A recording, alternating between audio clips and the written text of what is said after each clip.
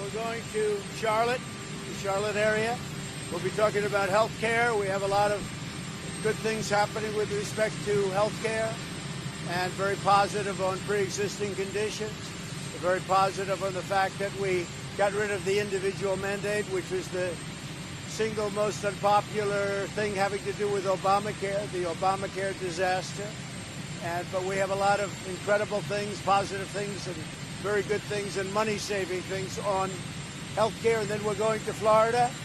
We have a big rally, and it'll be something. I hear there's a tremendous number of people. So we're not totally surprised by that, but that's okay. Tremendous number of people. Jennifer, go ahead.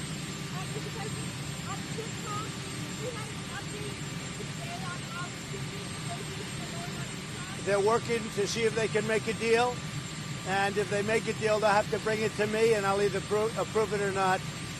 To me, safety is the predominant factor, and we'll see if they can do that. But they're moving along, and let's see what happens. If they make a deal, that's fine, and if they don't, that's okay, too. Mr. President, are the election results only legitimate if you win?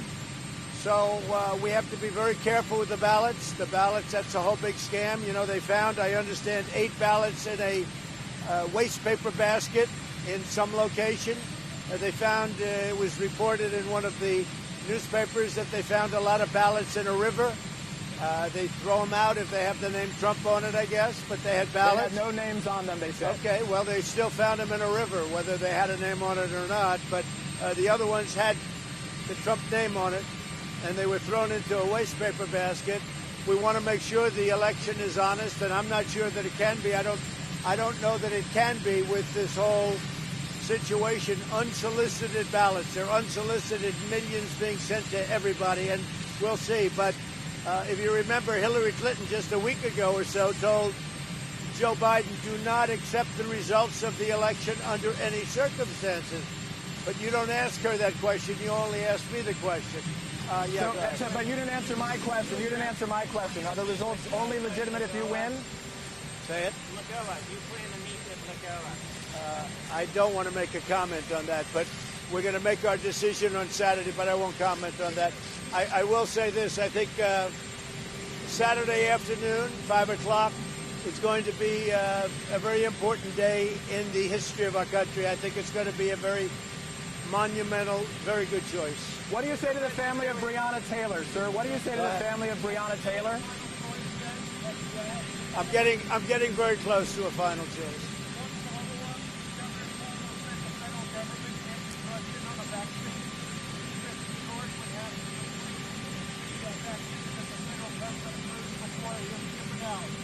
Well, we're doing, we have numerous companies. We have Johnson & Johnson, we have Pfizer, we have Moderna, we have others too. They're great companies, the best in the world. So I think you'd put the people of New York at great risk, and he's done that. If you look at the nursing homes, 11,000 people died needlessly. So when you look at that, it's very sad. So we'll see. He'll have to see. But these are great companies. These are being done by really probably some of the greatest companies in the world when you think with Pfizer, Johnson & Johnson, etc. I think that they're getting very close. As you know, they're in final testing right now, phase 3, but final. They've given shots to everybody, to thousands and thousands of people. And so far it looks very good, and it looks like it could happen fairly quickly.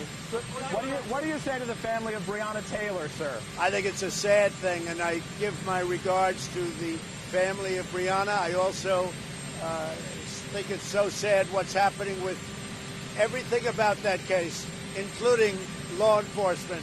So many people suffering, so many people needlessly suffering, but with respect to Breonna, we give our regards to the family. Sir, what do you think the protesters are fighting for? Sir, what do you think the protesters are fighting for?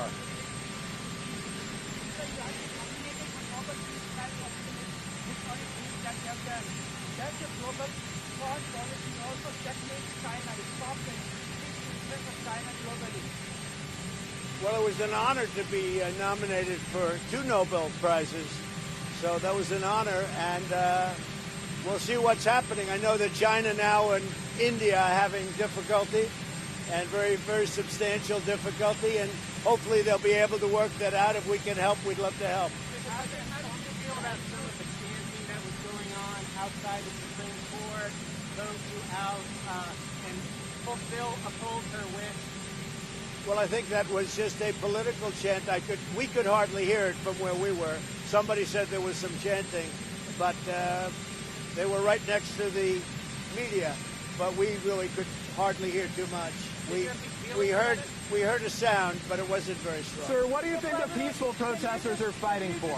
What do you think the peaceful protesters are fighting for? Well, I think that peaceful protesters, number one, it's fine to do that in a peaceful manner. But when it gets less than peaceful, as you see all over, then it's unacceptable, and that's where law and order is necessary, and that's where law enforcement is very important. So Jennifer, what are they go fighting ahead. for? You didn't answer my question. Jennifer, Though. Sir, you didn't answer my question. What are they fighting for? Well, we're speaking with a lot of people about that. I'm doing very well in Maine. You've seen the numbers. What I've done for Maine is what nobody's done. I've freed up 5,000 square miles of ocean that was taken away by President Obama. And for the lobster, the people that go out and get us those great lobsters that we all like so much, I freed that whole business up, and the fishermen too.